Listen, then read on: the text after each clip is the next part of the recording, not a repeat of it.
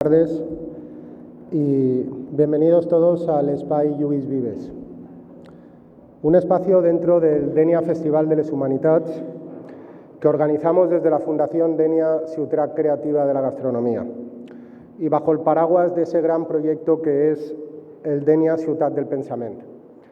Hoy, en este encuentro, es donde los empresarios tomamos más protagonismo dentro de este festival. Es el espacio destinado a las humanidades y a la empresa.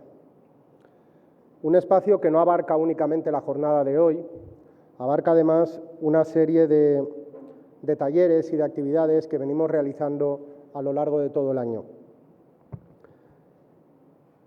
Se me ocurre, por ejemplo, el último taller que organizamos hace unos meses, donde ya nos sentamos algunas personas, empresarios, miembros de la administración y de la sociedad civil, a reflexionar sobre qué es una buena empresa. Es muy complejo llegar a una definición clara y concreta de qué es una buena empresa.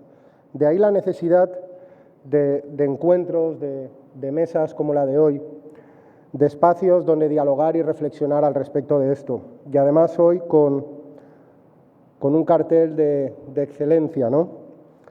Con la participación de mi querido y admirado Adolfo, que además de ser presidente de Balearia, es patrono fundador de la Fundació Denia Ciutat Creativa de la Gastronomía y parte clave y vital en este proyecto, el Denia Festival de les Humanitats, porque sin él y sin la participación de Balearia, este barco no hubiera llegado a buen puerto, ¿no? Nunca mejor dicho. Contamos también con la participación de Ángel Font, de Fundación La Caixa, de Araceli Siscar, de Daxa Group, y de José Félix Lozano, que es catedrático de Filosofía Moral de la Universidad Politécnica de Valencia. Y es todo un honor. Es un honor dar paso a los participantes de hoy, participantes con tanta experiencia y con tanto conocimiento que seguro que nos harán reflexionar sobre qué es una buena empresa y qué debe hacer una empresa para serlo, ¿no? Desde el Círculo de Empresarios tenemos clarísimo que estos espacios son más que necesarios, cada vez más, porque consideramos que la humanidad necesita construir un futuro mejor, un futuro sostenible, un futuro justo, un futuro sin conflictos, como se ha puesto de manifiesto ya a lo largo de todo el festival, de las jornadas que hemos realizado. Y para ello no debemos de perder de vista el pasado, para no cometer los mismos errores y aprender de ellos, pero debemos actuar ya, debemos actuar en el presente. La empresa tiene una gran responsabilidad. Los empresarios tenemos la responsabilidad, junto con la administración y junto con el resto de la sociedad civil, de convertir la riqueza que generamos en prosperidad y progreso para todos. Debemos preocuparnos del impacto que tienen nuestras actuaciones, tanto en la sociedad como en nuestro entorno. Y de ahí surge la importancia de integrar las humanidades en la empresa. Porque estamos convencidos de que no hay buenas sociedades sin buenas empresas. Así que, sin más, yo le cedo la palabra a Adolfo. Espero que disfruten de sus palabras y de la jornada de hoy. Buenas tardes.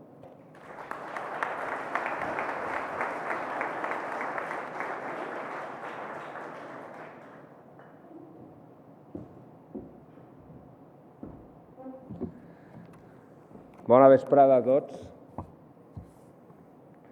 En primer lloc, gràcies. Gràcies als que heu assistit a aquesta convocatòria de l'Espai Lluís Vives. Una salutació per a les autoritats, alcaldes, concejals, per a la Fundació Denia Ciutat Creativa, que és l'organitzadora d'aquest acte, del que formem part, però és la impulsora i organitzadora, i també per a els que fan possible des del punt de vista econòmic, tant l'Ajuntament de Denia, que és fonamental, com la Generalitat Valenciana i el Ministeri, el Ministeri de Cultura en aquest cas. Com no també als ponents, que avui ens acompanyen i que ens ajudaran a reflexionar sobre aquest epígraf tan dens y tan important, que es una buena empresa y qué hay que hacer para que una empresa sea buena. Estoy convencido de que forma parte del espíritu de nuestra época que la cultura empresarial tenga un efecto determinante sobre la cultura de la sociedad. Lo podemos apreciar fácilmente si observamos la constante migración de términos del mundo de la empresa a la sociedad. Eficiencia, productividad, prosperidad, competitividad, recursos humanos, conectividad, intermodalidad, etcétera, etcétera. Es por eso que siempre he defendido y he promovido y me he implicado en todos aquellos proyectos e iniciativas que ayuden la cultura de la empresa, que ayuden a enriquecer la cultura de la empresa. Una empresa más culta, más rica en conceptos y en palabras, una empresa más permeable a las humanidades, estoy seguro que estará más cerca de ser una buena empresa. Y con buenas empresas, como nos dice Benito, con buenas empresas se hacen buenas sociedades. La psicología, la sociología, la filosofía, las artes creativas, la literatura, la música, yo creo que son elementos fundamentales que enriquecen sin ninguna duda a las empresas y las hacen más competitivas. Esta es la tercera edición del Festival de las Humanitats y la tercera edición del Espai Lluís Vives, un espacio que nació con la intención de acercar las humanidades a las empresas. Durante estos 3 años nos hemos ido dotando de todos aquellos elementos que creemos son necesarios para cumplir con el objetivo de ayudar a las empresas y a los territorios a contribuir a hacer mejores sociedades. Hoy mismo acabamos de poner en marcha, se acaba de poner en marcha una iniciativa que nos parece fundamental para conseguir tener impactos positivos sobre la comunidad más cercana y sobre la sociedad en general, l'Aliança per les Economies Locals Vives. Además, cuando cerremos esta edición del Dénia Festival de les Humanitats, se publicará la primera edición dels Quaderns, dentro de la colección Pensar la Empresa, cuaderno que recoge las conclusiones a las que se llegó en el primer taller Espai Lluís Vives, que realizamos el año pasado y que se centró en reflexionar sobre qué y quién es la empresa. El taller del Espai Lluís Vives de este año lo hemos dedicado a tratar de entendernos sobre qué es una buena empresa y qué tiene que hacer una buena empresa para serlo, que es el tema del debate de hoy y del que nos vamos a ocupar. Cada año, el mismo tema del taller será debatido por personas de reconocido prestigio durante la sesión correspondiente al Espai Lluís Vives, en el Dénia Festival de les Humanitats. En la sesión de este año contamos con la valiosísima presencia de Araceli Siscar, consejera ejecutiva de Daxa Group, de Ángel Font, director corporativo de Investigación y Salud y de la Fundació La Caixa y presidente del European Foundation Centre, y José Félix Lozano, catedrático de Filosofía Moral de la Universitat Politécnica de Valencia. Las conclusiones a las que se llegó en el taller y a las que se lleguen en esta sesión se publicarán en el segundo cuaderno de Pensar la Empresa. Ser una buena empresa y saber que lo eres o que te lo reconozcan son cosas diferentes. Hay muchas empresas que son buenas, muchas, pero nunca se han parado a pensar en qué es ser o no ser una buena empresa. Es lógico. Este tipo de preguntas no obedecen al día a día de una compañía. Pero a mi entender son necesarias y por eso considero que es importante acercar las humanidades a las empresas, justamente para que en las empresas afloren este tipo de preguntas. Hoy, pues, vamos a preguntarnos y reflexionar qué es una buena empresa y qué hay que hacer para que una empresa sea buena. Escucharemos a nuestros invitados hacerlo desde su conocimiento y experiencia, desde la academia, la empresa o desde entidades sin ánimo de lucro. Pero también podemos compartir el punto de vista de los alumnos que pronto se incorporarán a trabajar a una empresa, y el de los profesores que han formado a estos alumnos, y el de los representantes de la administración que colaboran y trabajan para hacer posible que las empresas salgan adelante. También podremos oír la opinión de las entidades de crédito o de las mismas empresas o de los propietarios, accionistas, trabajadores. Seguramente cada uno de los representados en esta sala tiene una contestación propia y diferente a los de otros grupos. Pero entonces me surge una pregunta. ¿Puede ser una empresa buena para unos y para otros no? ¿Y ser una buena empresa? ¿Puede existir una definición única de lo que es una buena empresa? Y si no, ¿a qué grupo se tiene que dar respuesta para ser una buena empresa? ¿Una empresa puede ser buena para los accionistas y no serlo para los trabajadores? ¿Serlo para la administración pero no para la sociedad? ¿Para los proveedores pero no para la administración? ¿Quién decide qué es una buena empresa? ¿Puede una buena empresa mantenerse en el mercado y solo en el mercado tener beneficios, crecer y ser competitiva y no ser una buena empresa? Diríamos que una buena empresa es la que tiene políticas de responsabilidad social. Se considera una empresa ciudadana y actúa como tal en la vida social y política. Y si hace eso y es reconocida como que lo hace, pero tiene pérdidas, ¿la consideramos una buena empresa? Yo creo que esta pregunta no ha lugar, porque una empresa que tiene pérdidas simplemente deja de existir.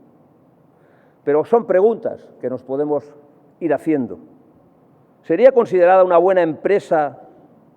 ¿Puede una empresa ser buena sin tener un departamento de RSC o ESG?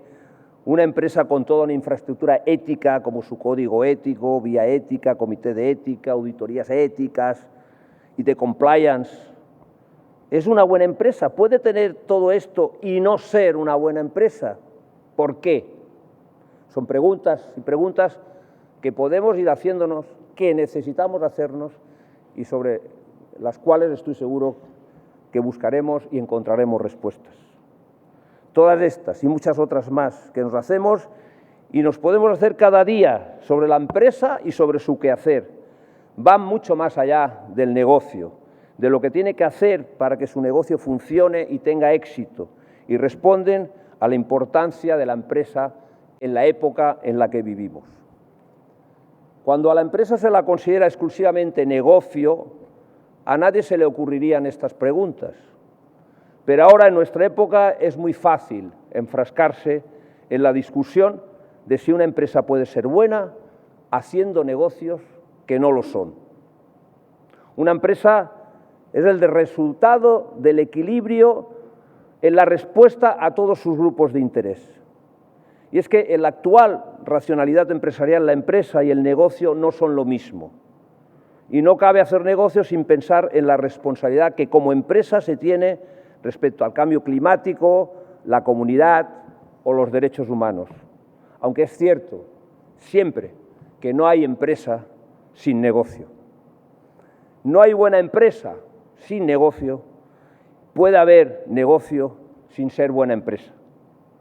O sea, a la responsabilidad respecto a tu gente, a la sociedad, a la humanidad y respecto al planeta, que es la casa de todos, imaginemos una empresa que invierte en el desarrollo profesional de sus empleados y en un ambiente de trabajo saludable, pero que sus emisiones de gases de efecto invernadero son muy altos, o al revés. Es cierto también, y es una afirmación que aquí realizo yo, al tiempo que hago preguntas, que no hay empresa competitiva que no lo sea al mismo tiempo sostenible, porque la sostenibilidad es la mejor vía de la competitividad. Sigo haciendo preguntas. ¿La consideramos una buena empresa? ¿Puede una empresa ser buena si no contribuye al bienestar y la mejora de la calidad de la comunidad? Hay empresas que, no siendo buenas, son buenos negocios. Son otros planteamientos y son preguntas que nos podemos seguir haciendo. Y una pregunta que surgió de los trabajos de reflexión previos a esta sesión. ¿Por qué le ha de importar a una empresa ser buena si los resultados lo son sin serlo? ¿Es posible?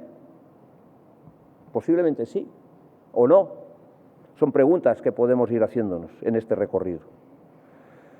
Mi contestación sería que ¿por qué no ser una buena empresa a largo plazo? No es bueno para ella. Si no eres una empresa a largo plazo, no es bueno para tu propia continuidad, para tu propia estabilidad, no es rentable, no es competitivo, pero hay empresas de corto plazo, hay. Llámense especulativas o llámense como se quieran llamar.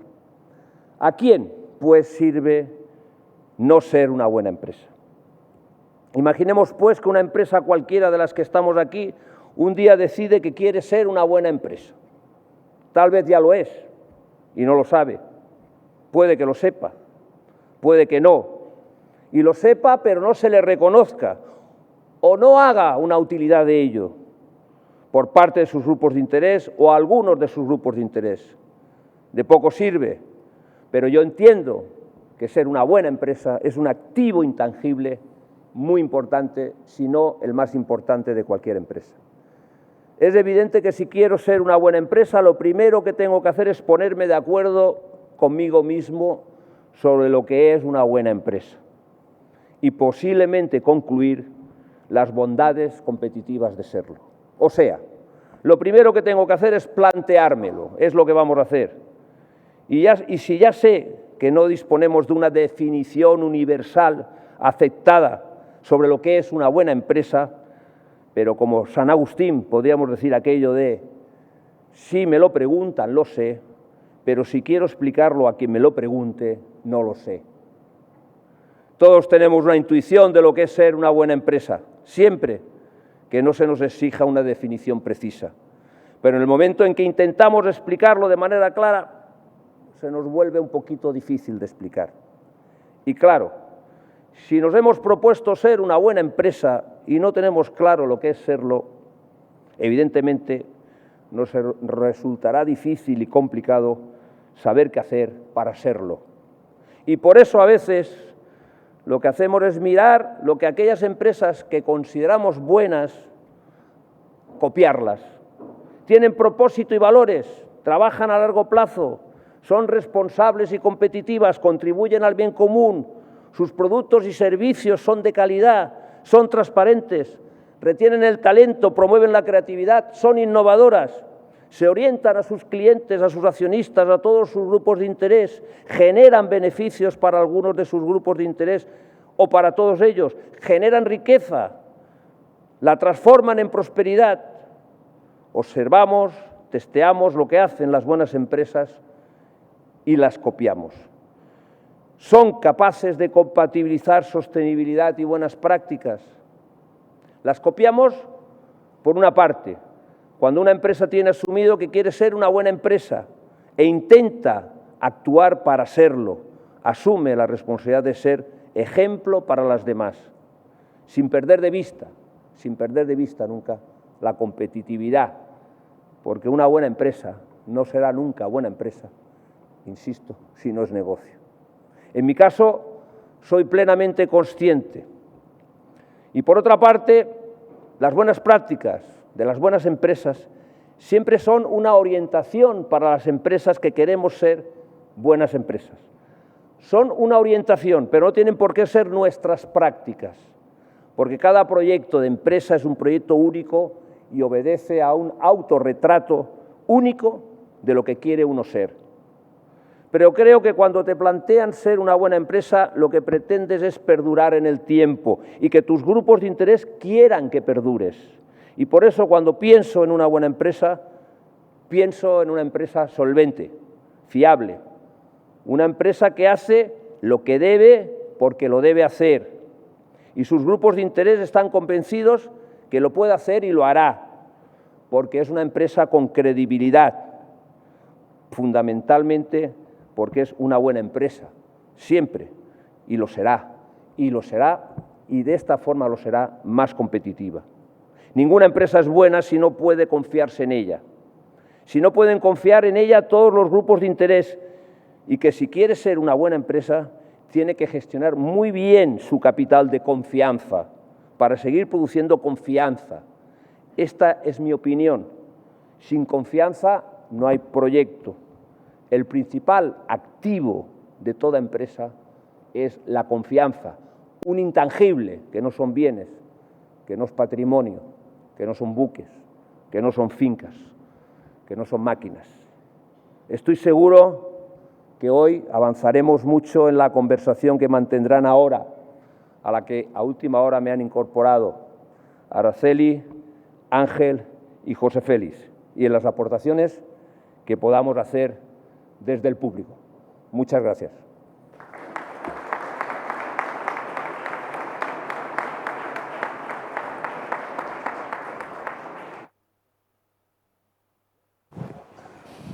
Buenas tardes a todos y a todas. Gracias por estar aquí.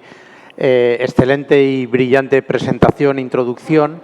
Mi tarea es en esta mesa hacer una pequeña enmarque, introducción y luego generar un poco de debate o guiar las preguntas. Realmente la introducción ya ha sido, yo creo que muy precisa y muy interesante. Solo quiero aportar un par de cuestiones conceptuales, porque la gente que nos dedicamos un poco a la filosofía es casi lo que sabemos hacer, reflexionar un poco sobre conceptos, sobre palabras, que al final luego tienen impacto en la vida y las cuestiones de palabras son importantes, cuestiones de cosas en muchas ocasiones, pero yo creo que es lo que podemos aportar y lo que me gustaría muy brevemente presentar. Lo primero es el concepto de empresa. Hoy estamos acostumbrados a asociar empresa con una actividad, digamos, comercial, empresarial, tal, pero recordemos que en el castellano antiguo, empresa era aquella actividad ardua, difícil y meritoria que requería la cooperación de varias gentes valerosas. Originariamente este es el concepto. Esto se ha superado o casi se ha olvidado, pero yo creo que es un buen indicador.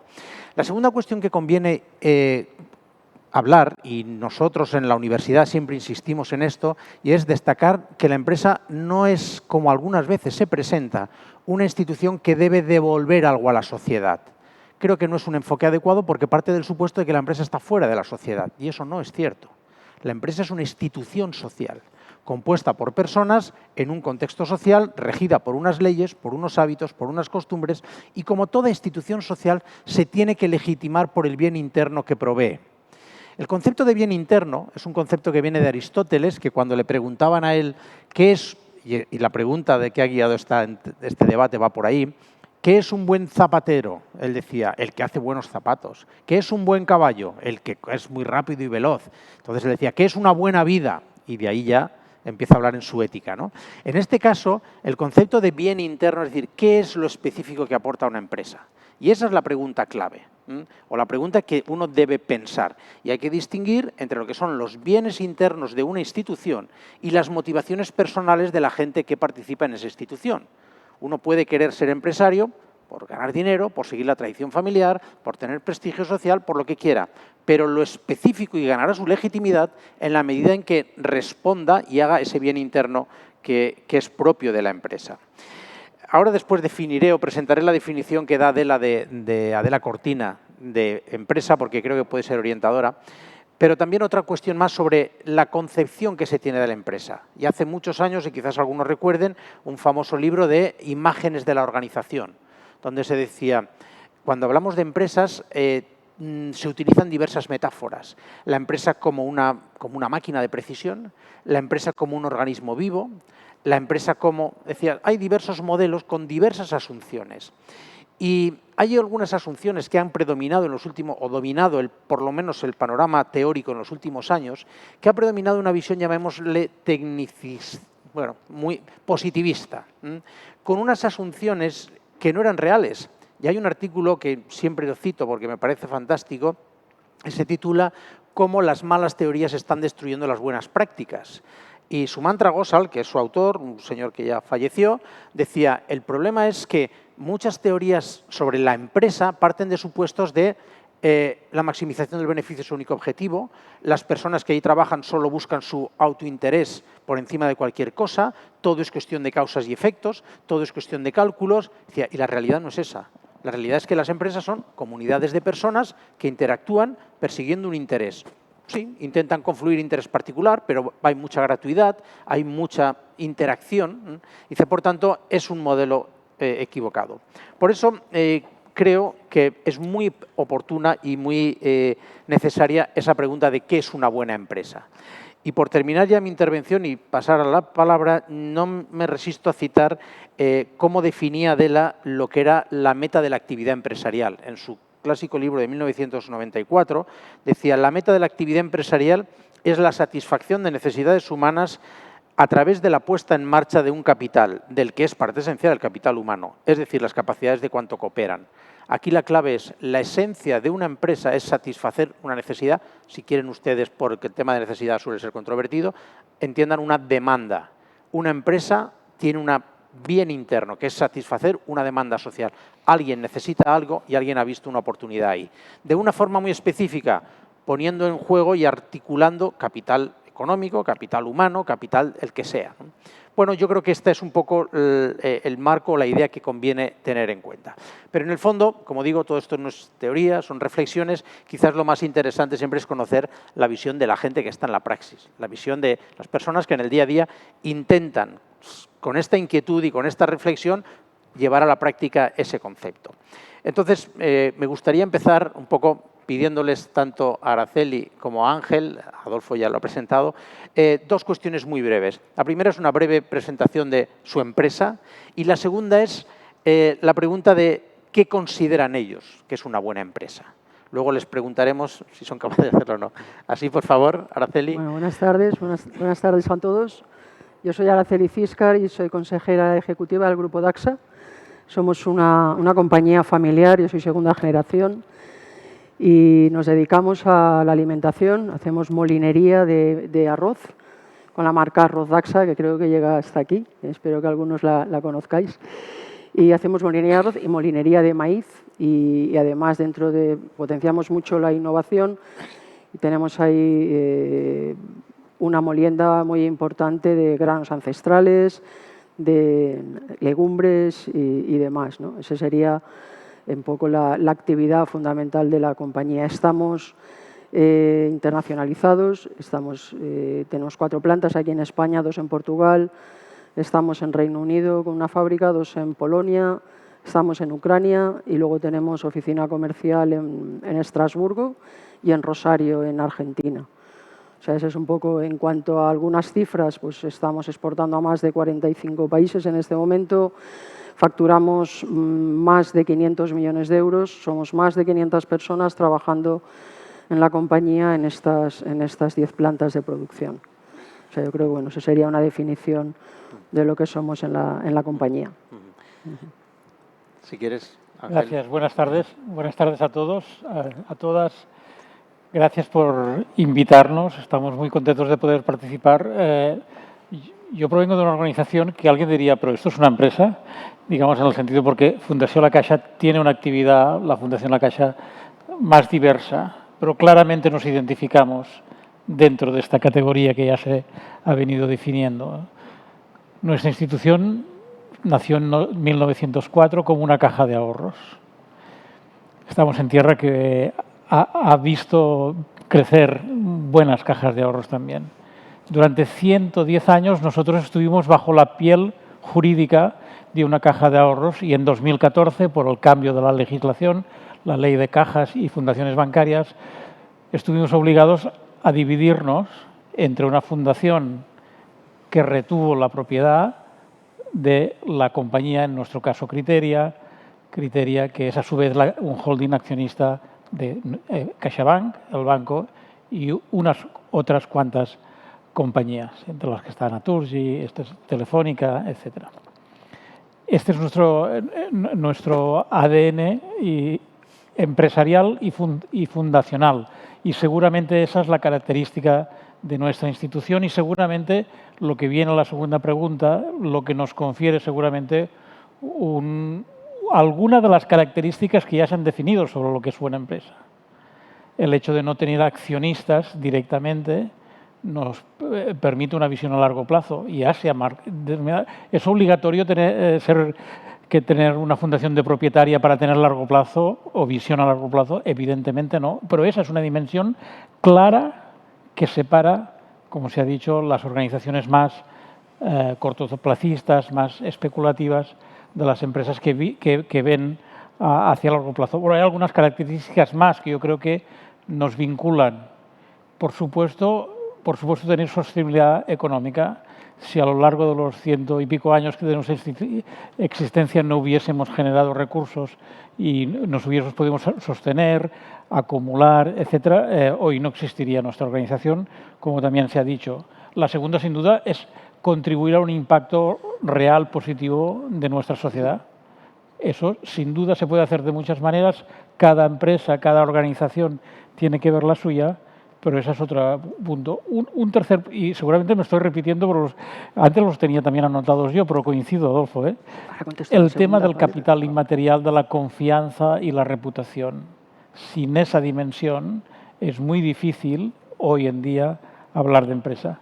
Y otra dimensión, insisto que también no lo habíamos preparado, así, pero la participación de los diferentes grupos de interés, que en algunas sociedades, por el hecho de estar muy marcadas por los accionistas, puede ser que queden en entredicho.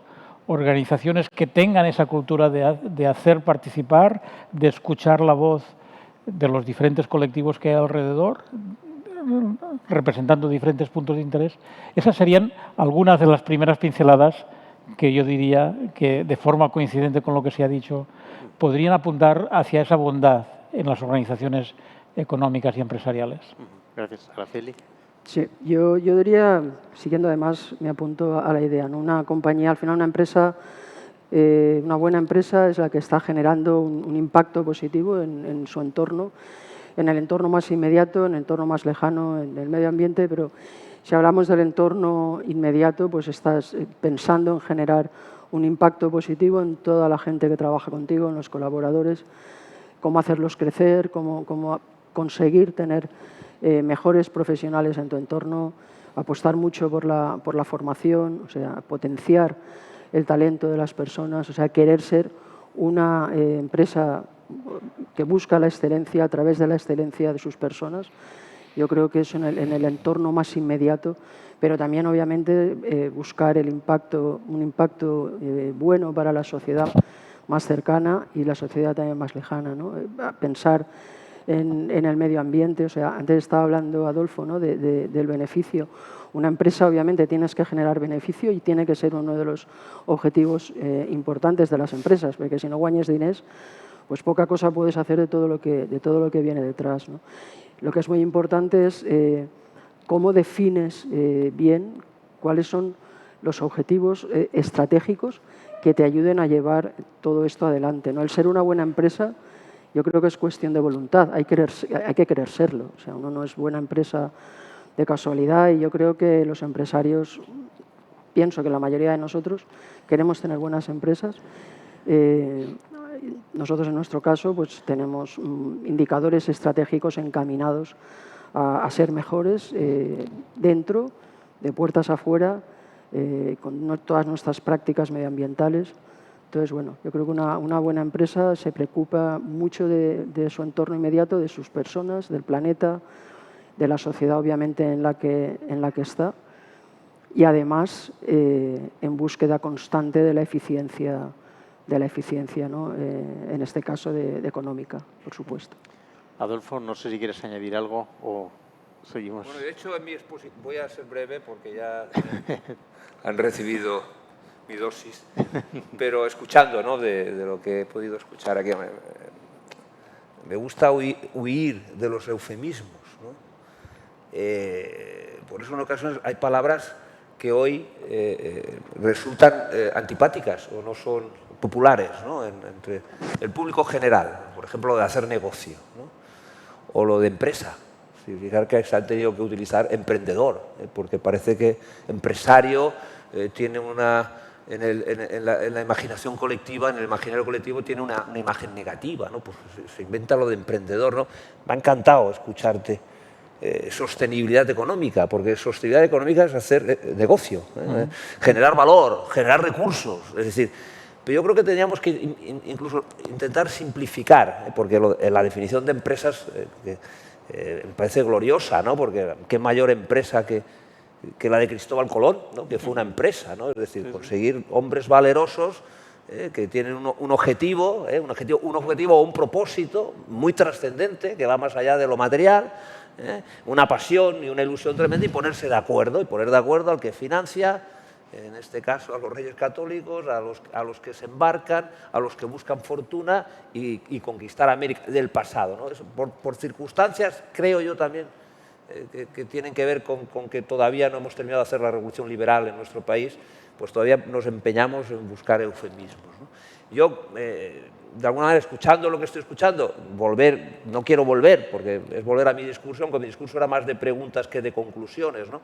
Pero yo creo que lo verdaderamente virtuoso es conseguir que esa definición que tenemos en la cabeza de todos de buena empresa, que responde adecuadamente como motor de cambio, transformador, respondiendo, como nos dice Adela Cortina, a las necesidades de la sociedad, pueda hacerse sin contravenir intereses. Es decir, puede hacerse respondiendo adecuadamente y, como he dicho antes, equilibradamente a todos nuestros grupos de interés. Y eso solo se hace si realmente eso es algo que ayuda y es una palanca para conseguir tu objetivo, de satisfacer esas necesidades haciendo negocio. Haciendo negocio, no utilicemos eufemismos, porque los empresarios y los que trabajamos en la empresa somos animales competitivos. Y tenemos que llegar a la convicción, porque queremos ganar, porque es que si no ganamos, ya no ganar dinero, generar valor, ganar dinero es lo mismo, porque si no ganamos dinero, no podemos responder a nuestros grupos de interés. Y los acreedores financieros, los trabajadores, los proveedores, las administraciones públicas, los impuestos, la sociedad, los clientes, para responder a todos ellos y seguir haciendo lo que nos gusta hacer, que es seguir respondiendo a las necesidades de la sociedad, necesitamos ganar dinero. El momento en el que no ganemos dinero, dejamos de hacer y dejamos de responder. Entonces, ¿cuál es, creo yo, el ideal al que debemos llegar o a la conclusión a la que debemos llegar? Es que siendo una buena empresa, vamos a conseguir el objetivo de ganar dinero, de responder a nuestros grupos de interés, de seguir haciendo lo que nos gusta hacer. Es decir, dejémonos ya de prejuicios y hablemos con claridad. Y que el actuar mal, el tener malas prácticas, en el mundo hoy el mundo que tenemos de la conectividad, del conocimiento, del gran hermano, que todo se sabe, el actuar de forma incorrecta, en un momento dado puede ser un camino hacia el fracaso.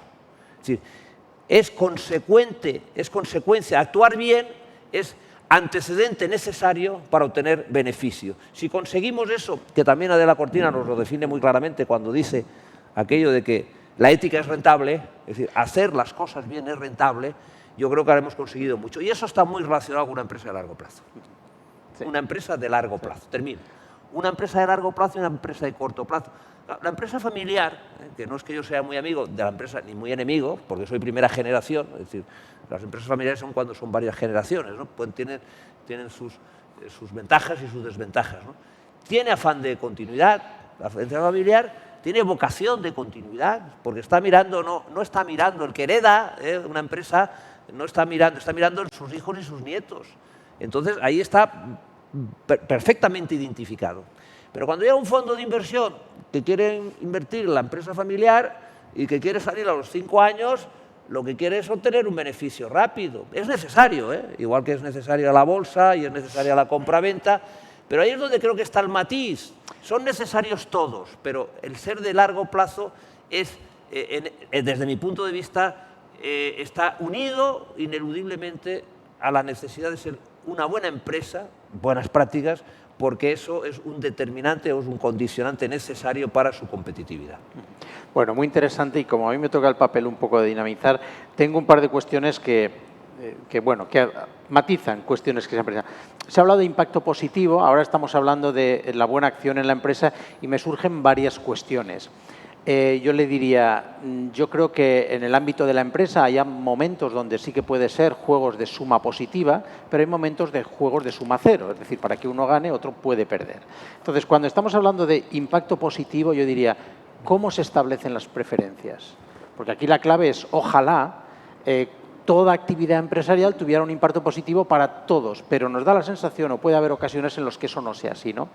Y luego esto me lleva a otra cuestión que hemos discutido en ocasiones y que, permítame, Adolfo, Adela en el libro, y lo que dice varias veces es, la ética puede ser rentable, te prepara mejor y te capacita. Pero ella tiene mucho cuidado, y lo sé porque está en discusiones con ella, en afirmarlo. Dice, no, nada garantiza la rentabilidad. Aunque tengas el mejor equipo humano, aunque tengas la mejor tecnología, nada te lo garantiza. Pero sí es verdad que te prepara mejor. Entonces, yo creo que la ética, pero también tenemos ejemplos de malas empresas, o llamémosle empresas muy cuestionadas por lo menos, que permanecen, que van permaneciendo y que pasan los años y están ahí.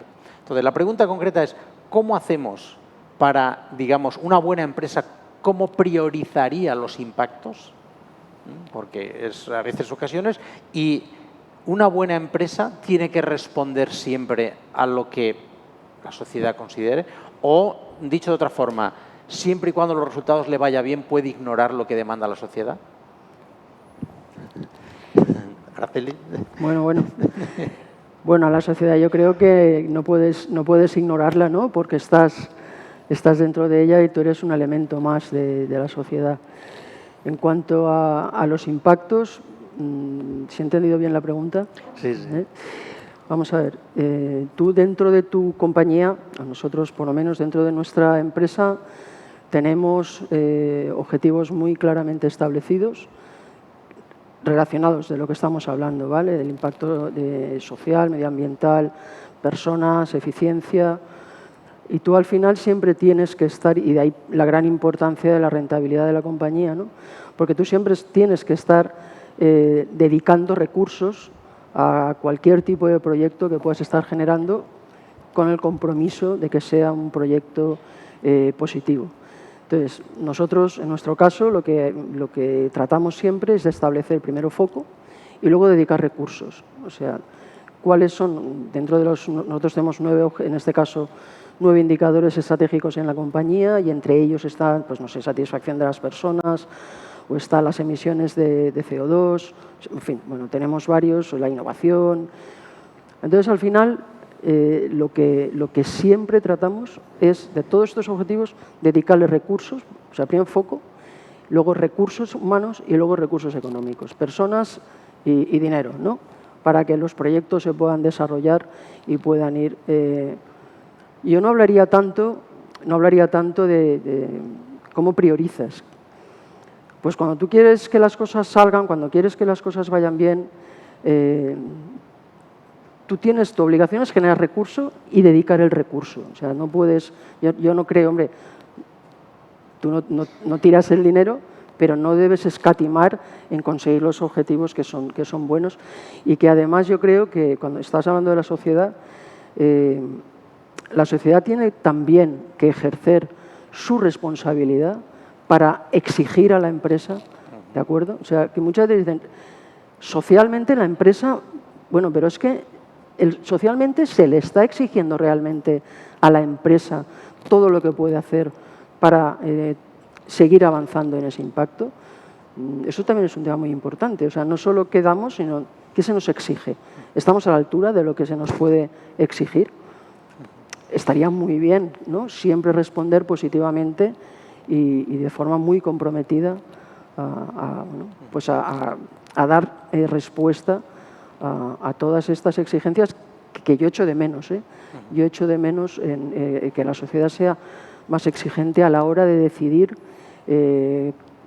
a qué compañía quiere comprar, o en qué hotel quiere dormir, o en qué, ¿sabes? Echas de menos la exigencia de ver, oye, cuáles son realmente los valores, cuál es el compromiso, hacia dónde va, qué es lo que quiere, cómo impacta positivamente. Entonces yo decido cómo estoy. A mí me gusta poco hablar de sostenibilidad, porque creo que es una palabra que está perdiendo valor, porque se usa con tanta ligereza que yo creo que está perdiendo valor. Pero bueno, por lo menos hablemos de responsabilidad, ¿no? Sí. Entonces yo creo que la sociedad en sí tiene también mucha responsabilidad, y las empresas tenemos que ser organizaciones que, se nos exija o no, tenemos que estar a la altura siempre de que lo que nosotros entendemos que es positivo, ¿no? Y que es bueno. No sé si te he contestado. En este sentido. Déjame intentar responder esa pregunta amplia que has hecho con un ejemplo, digamos, que hemos vivido en primera persona y que yo creo que a mí me aporta luz.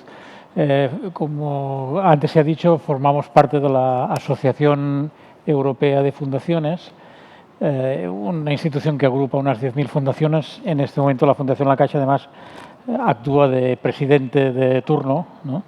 Y ahí hay un grupo especial de trabajo de aquellas fundaciones que son propietarias de empresas. le llaman o le llamamos Enterprise Foundations, para diferenciar de las fundaciones más corporativas, que son aquellas promovidas por alguna empresa, sino cuando se da la circunstancia, que se da también en el caso de la Caixa por esa razón, por esos temas de evolución, fundación tiene las acciones de la empresa, ¿no?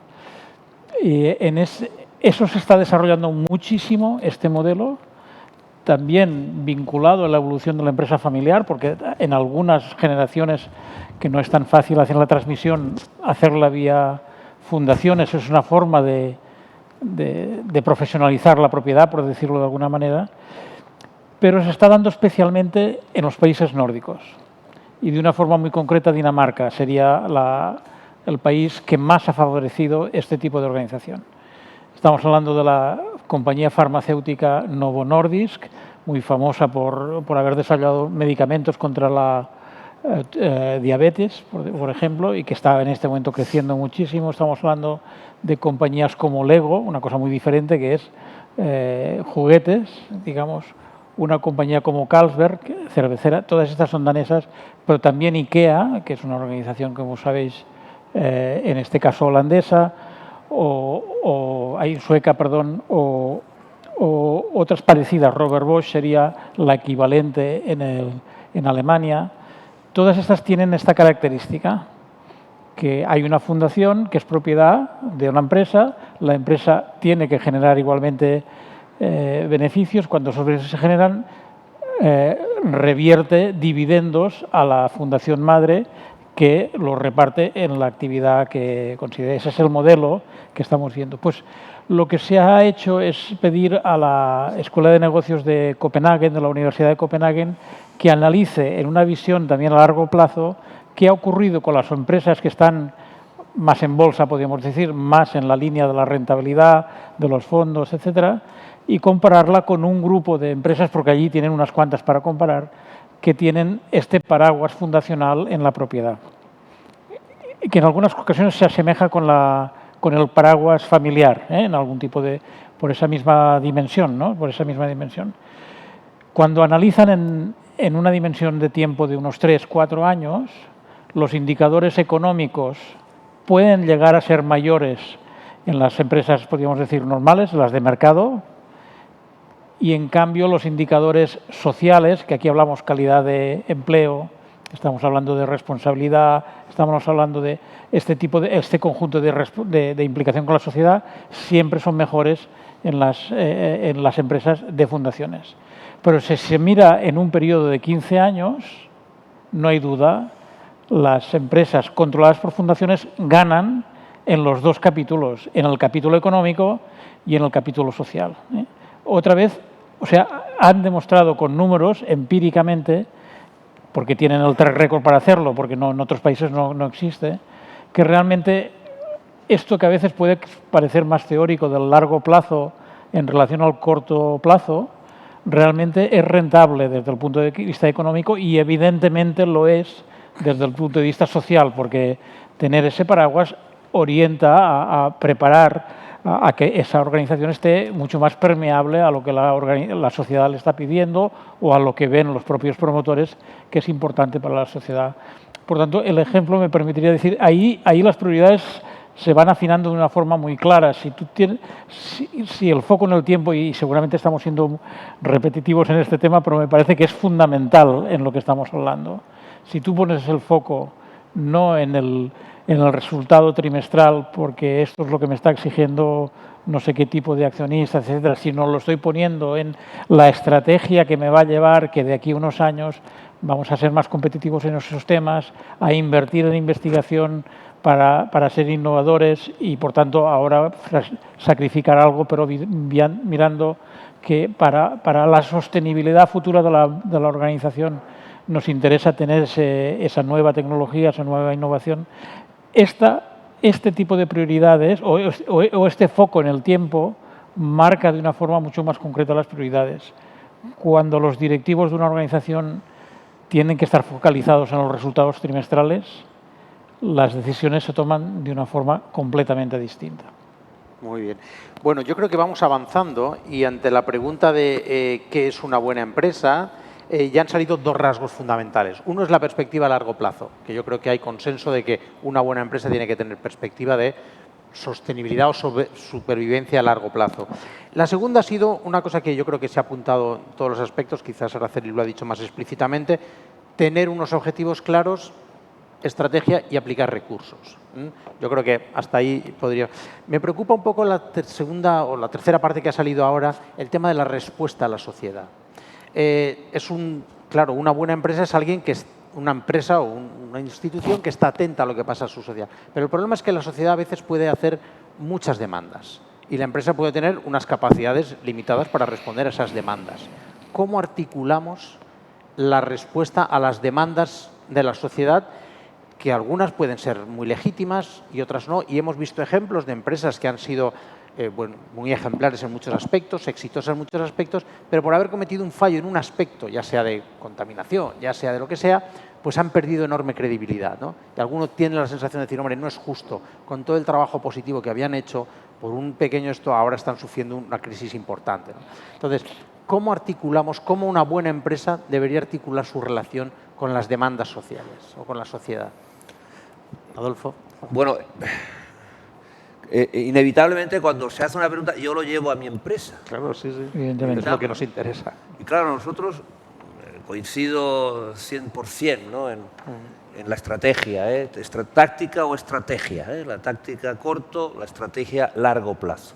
Cuando tú estás mirando a largo plazo es porque tienes que tener primero un propósito, e incluso ese propósito para darle carga emocional, que es fundamental en cualquier empresa, más allá, sin obviar lo importante que es lo material y lo prosaico. La gente trabaja porque le pagan, porque tienen un buen salario, pero tú tienes que buscar un propósito emocional o un propósito trascendente que esté vinculado a tu actividad, y tu actividad normalmente es una. Es decir, si tú quieres hacer algo bien, tienes que dedicarte a hacer lo que haces bien y dedicar mucho tiempo para conseguir hacerlo bien. Es muy difícil llegar a hacer una cosa bien.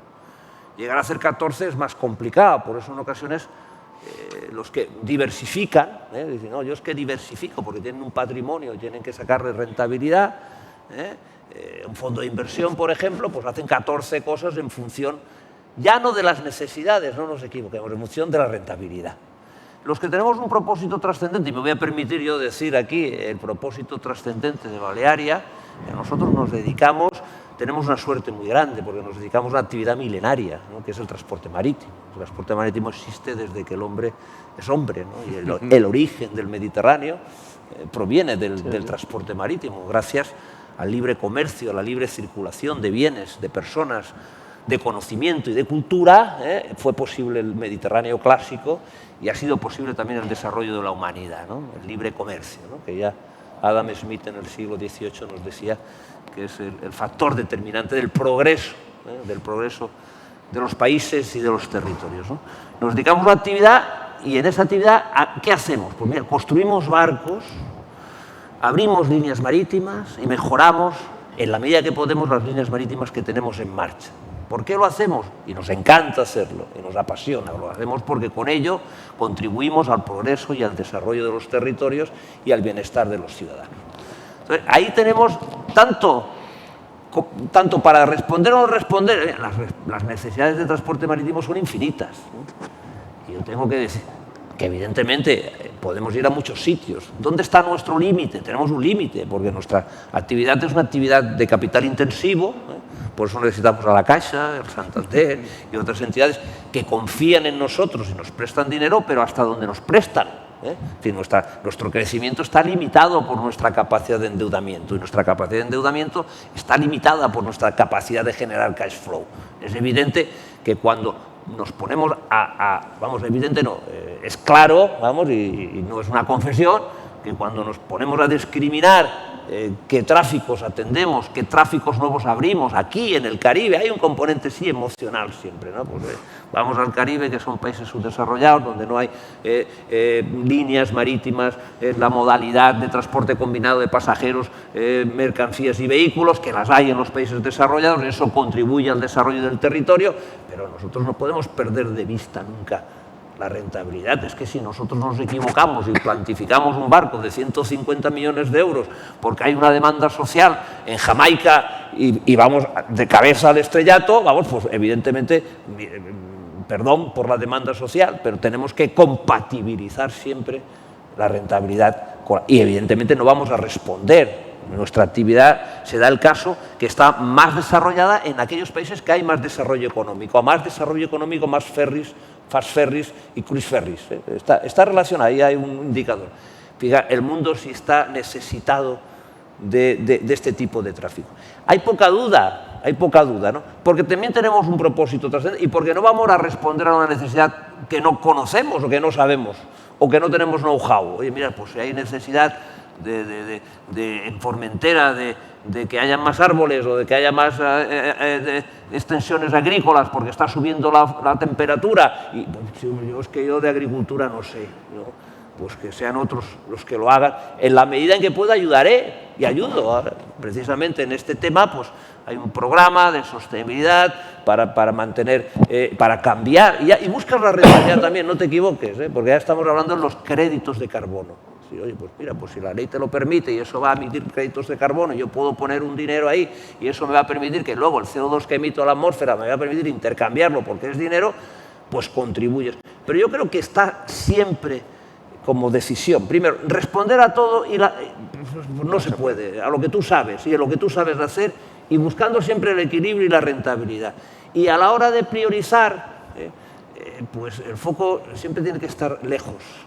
No tomes decisiones ahora a corto plazo que te puedan perjudicar en el medio y en el largo plazo. Por eso, ahí el criterio permanente es hacer las cosas bien. Hay que hacer las cosas bien, porque hacerlas mal, aquí acudimos al refranero, ¿no? La mentira tiene las patas muy cortas, ¿no? Es decir, eso antes ya se decía en tiempos de los abuelos. Imagínate ahora, es que te van a pillar. Es que no es rentable, es que si haces trampas te van a pillar, es que si no te pillan a la entrada te pillan a la salida. Al que le guste la novela negra contemporánea sabe, ¿no? Que hay cámaras en todos lados, el teléfono te sigue, el otro te sigue y te van a pillar, ya seas quien seas y estés donde estés, antes o después, en un Estado de Derecho, donde estén garantizadas las libertades. En Estados que son totalitarios, evidentemente no, te pillan, pero por otras cosas, ¿no? Pero yo creo que en ese sentido, yo particularmente, porque tendemos a simplificar, es decir, no somos tan complicados. Tendemos a simplificar porque necesitamos simplificar, porque podemos dedicar el tiempo que podemos dedicar, ¿no? Y llega un momento que dice, mira, esto es así, tiene que ser así. Hacer las cosas bien. Y haciendo las cosas bien estás poniendo los focos largos, porque no estás pensando en que vas a vender la empresa pasado mañana y vas a sacarle una alta rentabilidad. Estás pensando, oye, que tu modelo, el modelo al que tú has contribuido a crear, perdure con una misma cultura. Por eso cuando te viene un fondo y te dice que quiere entrar y que quiere salir a los 5 años, en ese momento dejas de invertir, CAPEX cero. Cuando la inversión está en la esencia de cualquier compañía que quiera mejorar. Si no hay inversión no hay futuro. La inversión siempre es largo plazo, un barco se amortiza 25 o 30 años. Yo ya, no sé, los barcos que vayan a salir los próximos años, no veré cómo se terminan de pagar, pero ¿cuál es mi pretensión? Que esta empresa siga manteniendo su independencia, su soberanía, su carácter local o nacional, ¿no? Y que continúe haciendo lo mismo que ha hecho en los años en que yo he podido estar al frente de ella. ¿Eso es una pretensión? Hay un poco ahí de presunción, o hay un poco ahí de soberbia, o hay un poco de vanidad. Pues mira, pues lo tiene que haber.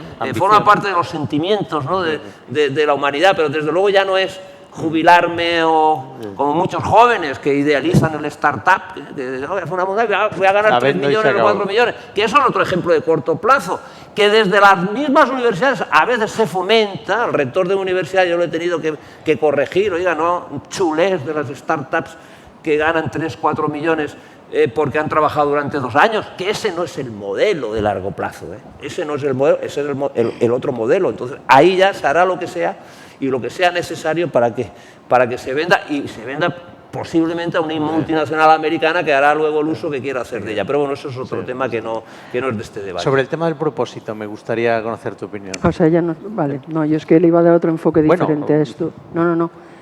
El tema del propósito de la compañía, bueno, nuestro propósito... En el sentido de lo que he apuntado ahora, sí. Vale. Mira, yo puedo hablar de nuestro propósito dentro del sector de alimentación, que es Responsible Ingredients Just for You. O sea, nosotros, dentro de lo que hablaba antes de la responsabilidad, buscamos bueno, pues hacer siempre ingredientes responsables, ingredientes respetuosos.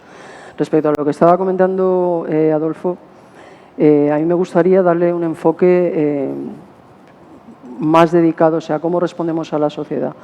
Pues me gustaría dar un enfoque más enfocado a las tendencias, ¿no?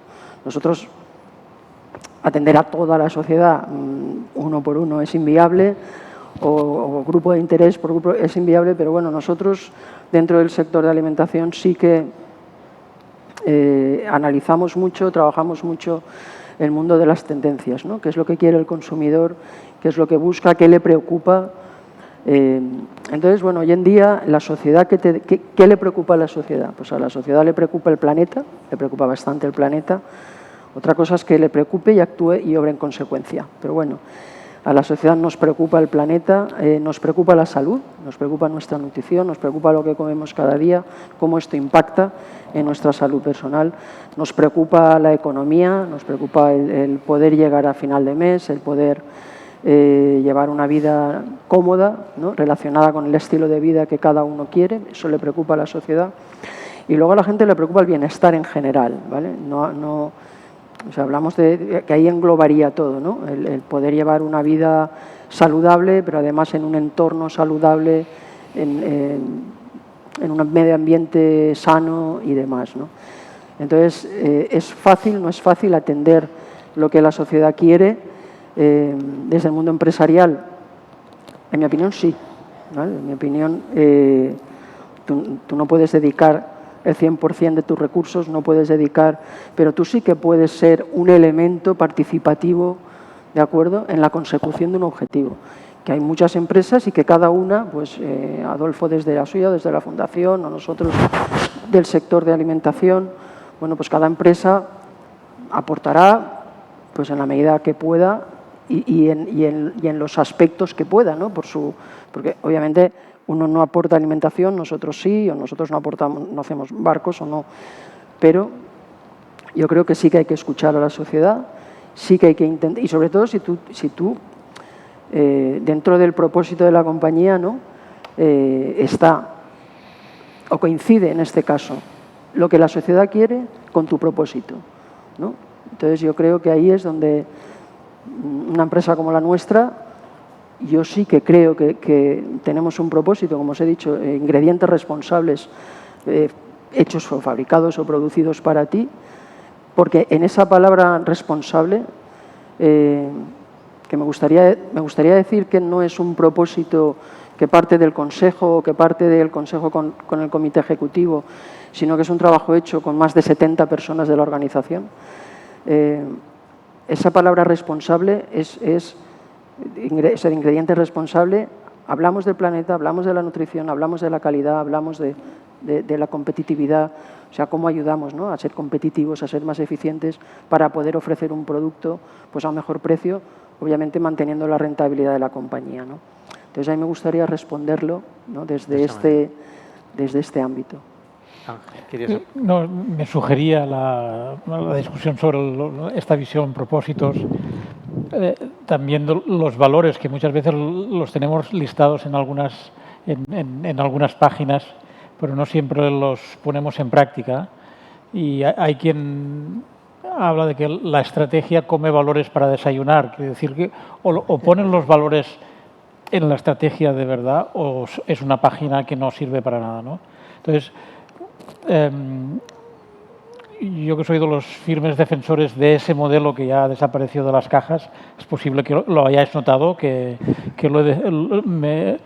lo defiendo porque fue un gran experimento de empresa y de fundación a la vez y sin duda buena parte del desarrollo económico y social de España en buena parte del siglo XX no se explicarían sin ese momento, ¿eh? Ya está, es mi parte de replicar. Bueno, el profesor Josep María Vallès escribió un artículo delicioso en El País que titulaba Las cajas, la tercera desamortización, pensando que la desaparición de las cajas era un hecho tan dramático para la sociedad española como lo fue la desamortización del campo en el siglo XIX, como fue la privatización de las empresas públicas en el último tercio del siglo XX, pues algo parecido ha sido la desaparición de las cajas.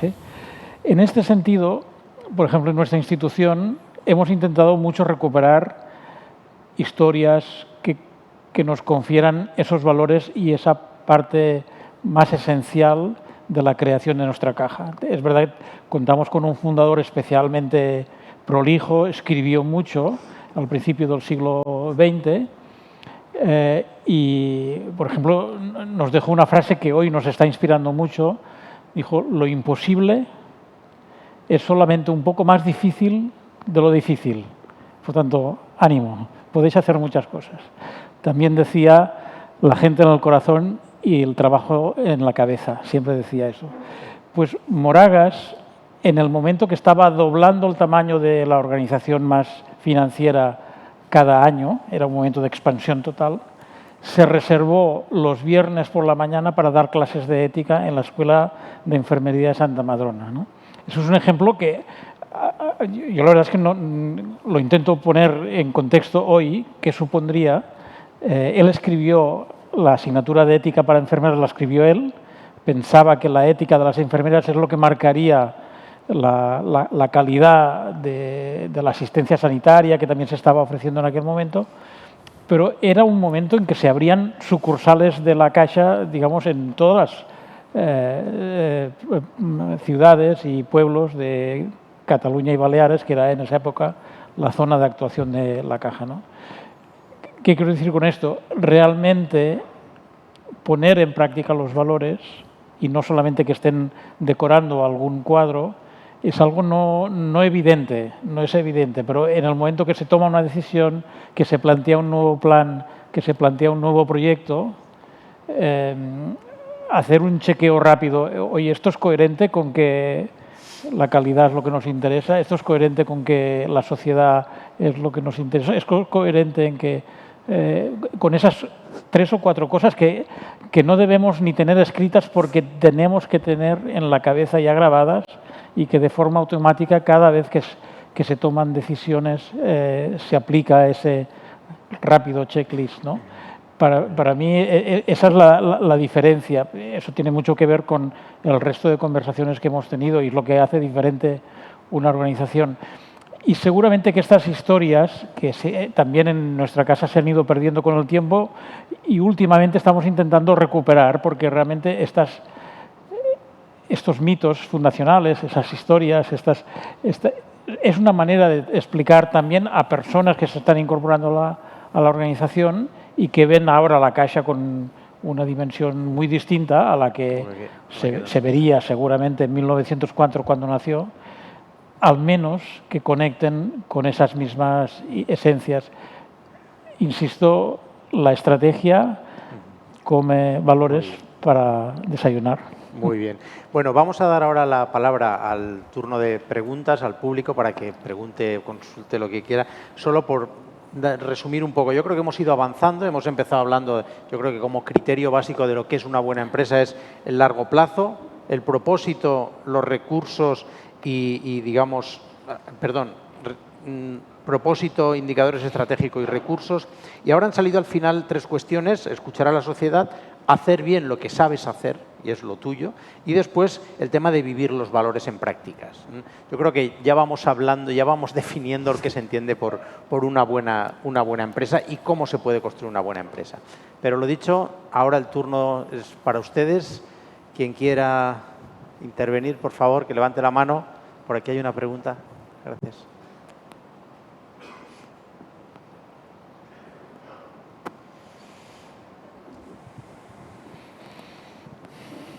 Hola, buenas tardes. Bueno, lo primero, como he dicho esta mañana, perdón, gracias por crear este espacio muy inspirador.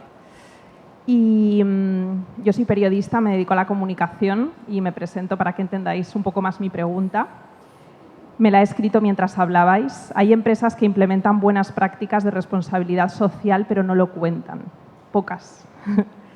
En un mundo en el que los límites entre lo público y lo privado están más difusos que nunca, en los que gana casi siempre la exposición y la exhibición de lo que somos o de lo que hacemos, como hablábamos esta mañana en las charlas, ¿creéis que es necesario que la buena empresa cuente todo lo que hace? Porque hay empresas que también quieren sacar tajada de esa responsabilidad social corporativa que debería ser desinteresada. Muy bien, muchas gracias. ¿Quién? Adelante, Adolfo. Sí, sí. Bueno, yo creo, voy a ser provocador, ¿eh? Yo creo que en tu pregunta hay un poquito de prejuicio, ¿eh? Un poquito de prejuicio, sacar tajada, estamos ahí con la... sacar tajada, ¿no? Pues sí, cuando a mí me dicen, oye, tú haces lo que haces, tengo una fundación, ayudo a las niñas de gimnasia rítmica, promuevo a través de la fundación que se intercambien artistas pictóricos de Argelia, de Marruecos, poetas. Oye, ¿tú eso lo haces para sacar tajada? Digo, pues sí. ¿Te parece mal? Pues sí, porque eso contribuye a la imagen y reputación de mi propia compañía, porque eso contribuye al orgullo de pertenencia de mis trabajadores, porque eso contribuye a la cohesión interna, por eso contribuye a mi competitividad. ¿Hay algo malo? Pues sí, lo hago, pero hay que hacer lo que se dice, ¿eh? Y hay que decir lo que se hace. Se acabaron los prejuicios. Si lo haces bien y eso es bueno para tu empresa, hazlo y proclámalo, y para eso estáis los de comunicación, porque hacer algo bien, ¿qué pasa? ¿Aquí vamos a ir al cielo? Oye, yo respeto, ¿eh? No, se haga bien, sea tal, no, aquí queremos ser y que se sepa, y sin ningún tipo de prejuicio. Se acabaron. Yo proclamo eso, intento compartir eso. A lo mejor soy un poco bruto y demasiado vehemente, pero yo creo que, como he dicho antes, hay que acabar ya y hacer negocio, sí, pero hacer negocio para continuar haciendo lo que me gusta hacer, pero no solo yo. ¿Sabes lo importante que es tener equipos? Hay un mal ahora extendidísimo que está padeciendo nuestra sociedad, ¿no? y nuestra capacidad productiva, que es consecuencia del progreso, que es el absentismo. Y después del COVID todavía más. Pues mira, yo presumo, y cuidado que mañana puede cambiar, de tener poco absentismo en los barcos y en tierra, de tener unos índices muy por debajo de la media. ¿Eso por qué es? Porque tengo equipos, porque tengo gente motivada, porque tengo gente identificada con valores y con objetivos, y eso es importantísimo. Si lo haces bien y no lo cuentas, no se va a enterar nadie. Y para eso hacen falta equipos de comunicación que se lo crean y que no tengan ningún tipo de problema en divulgarlo. Yo creo que además es bueno. ¿Y qué pasa? Y además decir, sí, lo hago. ¿Y qué pasa? Para que se me quiera, para que se me vea una buena empresa, para que quieran trabajar en mi empresa, para que los clientes suban en los barcos, para que vayan de un sitio a otro de vacaciones, para que yo genere caja, para que yo pueda pedir dinero al banco, para que pueda construir otro barco y para que pueda mejorar las comunicaciones. ¿Hay algo malo en eso? Acabemos ya. No sé si te he contestado, perdona que haya sido tan largo. Solo ahora enseguida le doy la palabra a Ángel. Imposible complementarlo mucho, pero es que has hecho una pregunta muy importante. La acción social nunca es desinteresada, siempre hay un interés. Ese interés no es propagandístico, pero hay un interés. Pero en nuestra organización sí que tenemos un pequeño test para ver si vamos en esa línea o no. Y si me permitís la digresión, es en este tema de la comunicación y el impacto social no se aplica la propiedad conmutativa, y me explico. Si nosotros diseñamos un programa de acción social, de investigación, de cultura, pensando en su impacto, y una vez diseñado pedimos que se haga la máxima divulgación, la máxima comunicación de eso, el resultado es uno. Si lo que hacemos es diseñar el programa pensando en el impacto comunicativo y una vez lo hemos diseñado, decimos al equipo, intenta que tenga el máximo de impacto social, el resultado es totalmente distinto. Por tanto, en esta ecuación de impacto social y impacto comunicativo, el orden es el adecuado. Se tienen que fijar los objetivos para buscar el impacto que queremos tener en el tema educativo, lo que sea, y después sí pedir a los profesionales de la comunicación que sepan explicarlo. Y muchas veces no es fácil. Hay temas mucho más evidentes de vender, perdón que utilice las palabras así, pero de comunicar, porque hay mucho más eco, y hay temas un poco más áridos y más difíciles. Pero esa no debería ser el criterio de selección de un programa u otro, porque el orden de los factores sí altera el producto. Muy bien. Pues solo por añadir, por reforzar la respuesta de Adolfo, Adela ante esa pregunta siempre dice que lo justo y lo conveniente coincidan, miel sobre hojuelas. Claro. O sea que, bueno, ¿alguna palabra más, por favor, intervención? Buenas tardes. En principio, agradecer a los ponentes una exposición verdaderamente interesante. Hemos asistido a un catálogo de buenas intenciones, de valores, que está muy bien, pero a mí me gustaría aterrizar un poco el tema e ir a la parte práctica. Y ahí a lo mejor tenemos un problema y me gustaría conocer su opinión. Tomemos un ejemplo, empresas energéticas y banca. Las empresas energéticas de por sí han ganado siempre mucho dinero, luego ha venido la guerra, las crisis, las subidas de precios y han multiplicado sus beneficios. La banca de por sí ha ganado siempre mucho dinero, llega la crisis financiera, inmobiliaria, con ciertas malas prácticas por parte de la banca en algunos momentos, hay que reconocerlo, yo vengo de ese mundo. Rescatamos a la banca, nunca sabremos lo que nos ha costado, 50, 70.000 millones con nuestros impuestos, y la volvemos a devolver al sector privado. Vale, llega el Estado en un momento donde la subida de tipos de interés hace que la banca gane más dinero todavía, las eléctricas ganan muchísimo más dinero por las crisis que hemos comentado, y el Estado, en nombre de todos, les dice, oiga, devuélvanos un poquito, le ponemos un impuesto sobre sus beneficios extraordinarios, solo sobre sus beneficios extraordinarios. ¿Qué hace la banca y qué hacen las eléctricas? Recurrir eso, bueno, montar toda la guerra posible contra el gobierno, porque considera que ¿por qué tienen que pagar ese impuesto? Entonces, ¿realmente de qué estamos hablando? O sea, cuando hablamos de la teoría está muy bien, pero cuando llegamos a la práctica y les pedimos a dos grandes empresas, a dos grandes sectores, perdón, de empresas que ganan muchísimo dinero, que devuelvan una pequeña parte a una sociedad que lo está pasando muy mal, con una inflación del 10%, con unos intereses que hacen que la gente pague 200 o 300 euros más en su hipoteca todos los meses, digo, oiga, devuélvame un poquito, pague usted un poquito de ese beneficio extra, se niegan, lo recurren y se niegan a colaborar. Entonces, una cosa es la teoría y otra es la práctica. No sé qué opinan ustedes.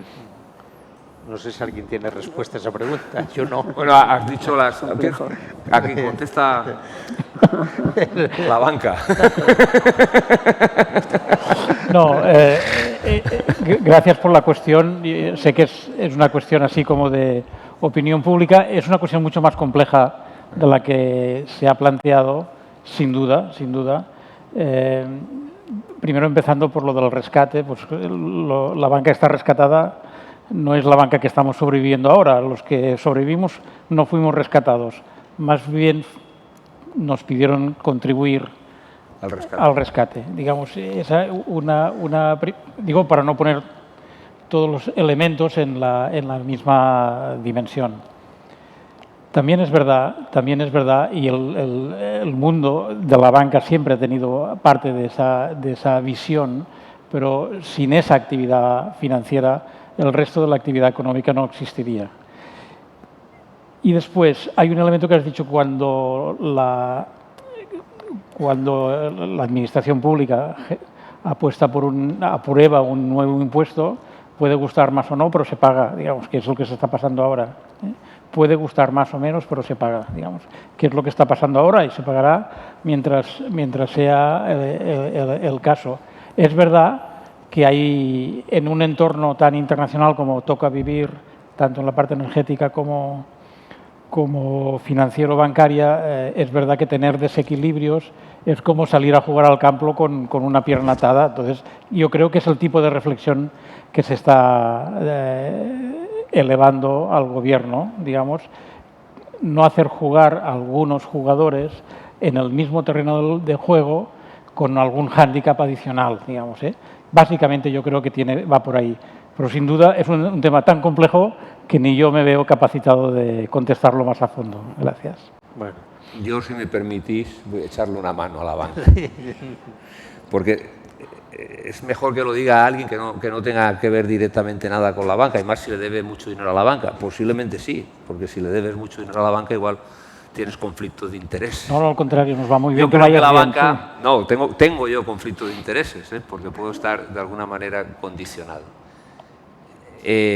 La banca es necesaria, las entidades financieras son necesarias. El capital es necesario para la inversión. Es una actividad esencial, y estoy de acuerdo con él. Los bancos que hoy existen, la Caixa, por ejemplo, y otras entidades, no fueron rescatados. Los que fueron rescatados fueron otros en los cuales lo que se preservaba era el interés de los accionistas y de los depósitos, ¿no?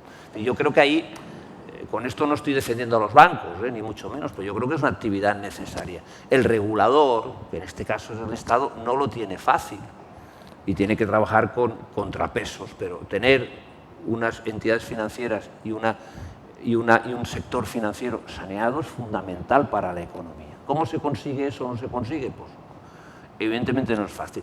El tema de las empresas de energía son reguladas también y pueden haber ciertos niveles de oligopolio, pero es necesario que haya empresas fuertes de energía también.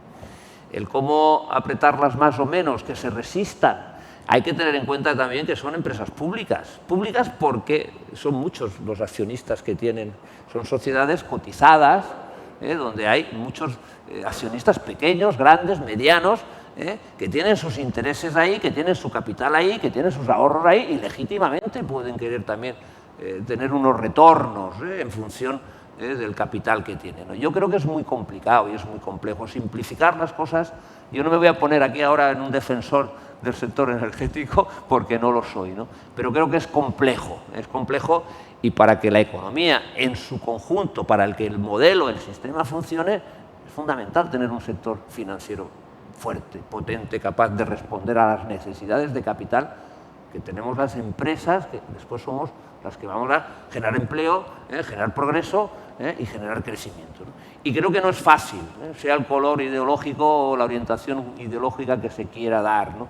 Y yo soy posiblemente un poco ingenuo, y yo creo en el modelo, creo en el sistema que es imperfecto, y estoy seguro que es imperfecto en el tratamiento que se da a la banca, en el tratamiento que se da a las compañías de energía y en el tratamiento que se nos da a la sociedad en general, pero hay que buscar soluciones positivas, constructivas, que nos conduzcan a poder seguir conviviendo y a ser posible en los mejores y mayores niveles de bienestar para todos los ciudadanos.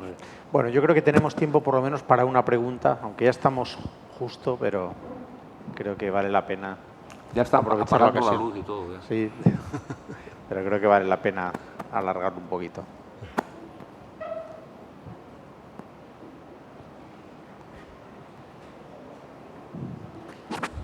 A ver. Buenas. Sí.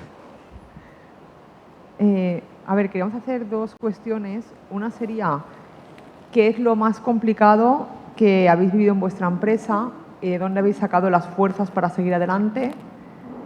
Y la otra sería, una empresa tan grande como las suyas, ¿a cuántas familias da trabajo? Bueno.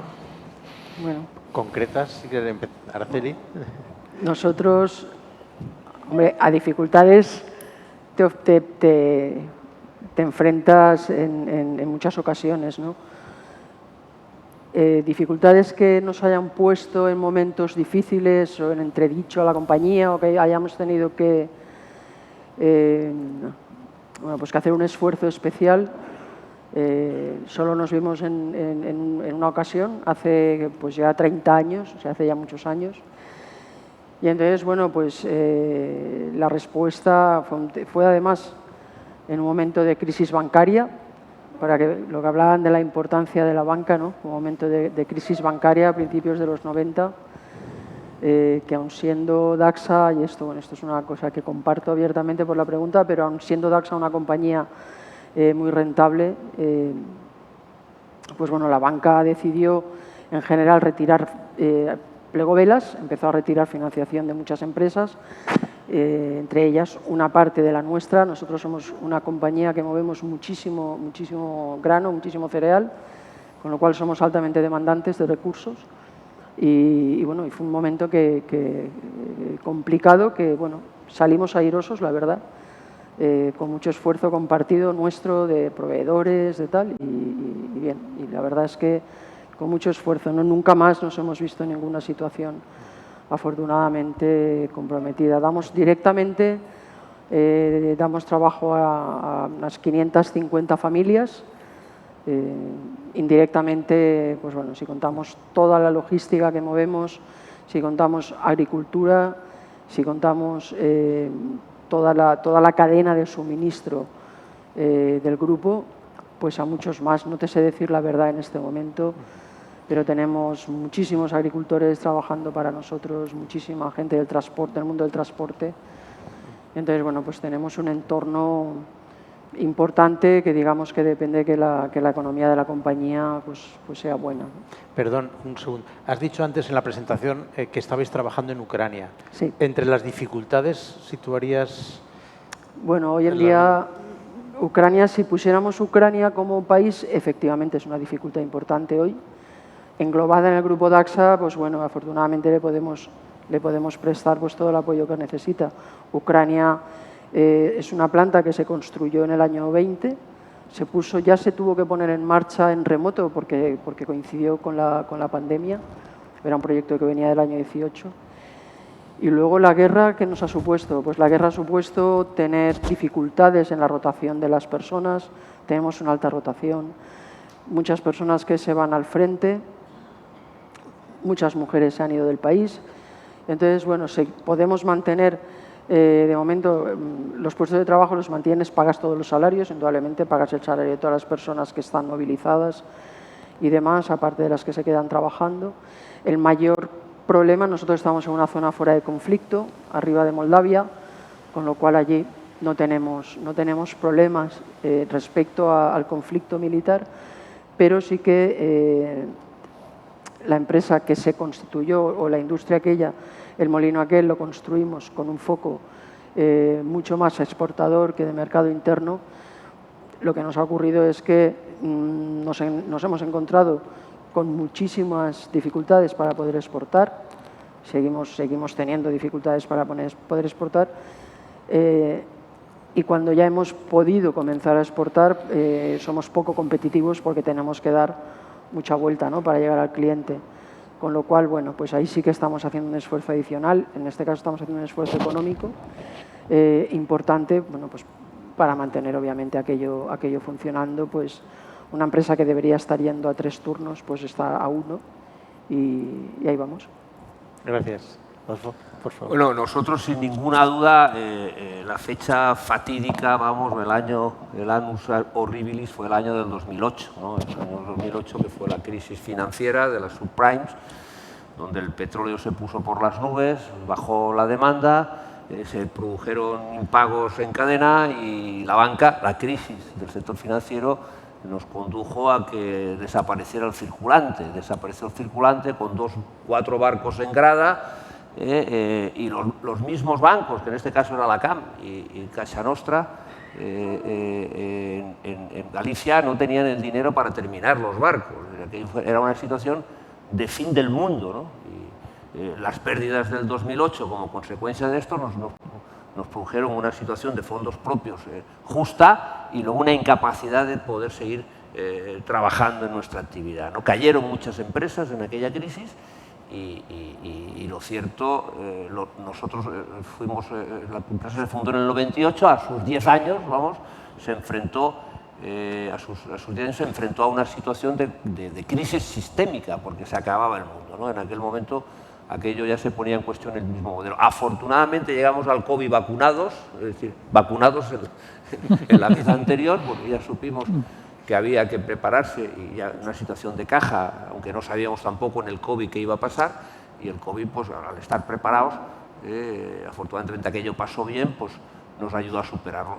De nosotros dependen en temporada punta alta, en el verano cuando más gente tenemos trabajando, con todos los barcos funcionando, todas las delegaciones al 100%, han llegado a trabajar 2.800 personas, 2.800 familias. En invierno se contrae en torno a las 2.100, 2.200, pero eso de manera directa, como bien dice, y de manera indirecta, pues las nuevas construcciones, los astilleros, mantenimiento y otras empresas de servicios portuarios y de servicios de transporte, pues ahí ya es más difícil cuantificar, pero evidentemente de nuestra actividad, aunque no somos intensivos en capital humano, pero sí un capital humano muy especializado, al cual nosotros cuidamos como a la niña de nuestros ojos, porque es el factor más determinante. Antes hablaba del asentismo, ¿no? Digo, mira, pues esas cifras de asentismo igual tienen mucho que ver con la implicación y con la identificación y con el orgullo de pertenencia, que esa es una de las partes positivas de ser una empresa creíble para tus clientes, creíble para tu cliente interno más importante, que son los trabajadores, y luego creíble pues para entidades financieras, proveedores, administraciones, etcétera, etcétera. Pero ese fue el momento, vamos, en el cual nosotros vimos que aquello terminaba, que tendríamos que empezar a pensar, como para muchas otras empresas que de verdad terminaron, porque la crisis del 2008 terminó con una buena parte de la actividad económica y del tejido empresarial de nuestro país.